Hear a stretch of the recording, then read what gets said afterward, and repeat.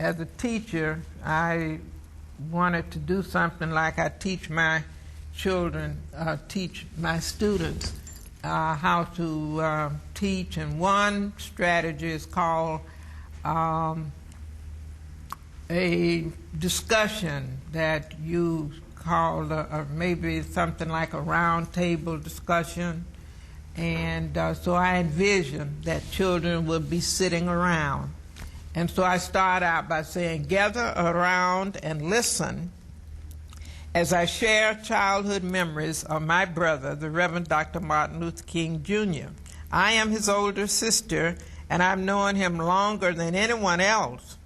I knew him long before the speeches he gave and the marches he led and the prizes he won.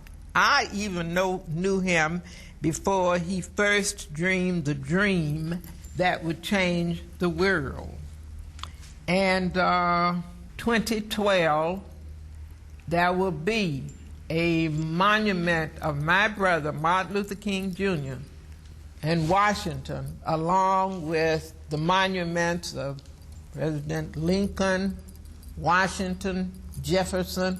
He, as a black man, will be up there in that same area, on that same mall. I have read in a few writings that Dr. King's name was Michael Luther King at one point, and I've never been able to clarify that.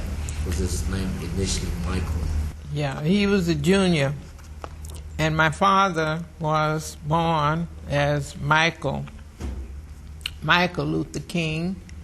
When my father went to the Baptist World Alliance, and I forget the exact year, but Martin was very small, he was a junior, and my father had the opportunity to see where Martin Luther was, a great theologian and historian, and he was very impressed with the work of Martin Luther. And so when he returned from Europe, he changed his name from Michael to Martin. And of course, when he changed his name, then of course, the younger one had to change his name. So that's how he was junior. So he was born Michael, and I don't think I put it in here, but we have the certificate where, you know, his name was changed from Michael to Martin Luther.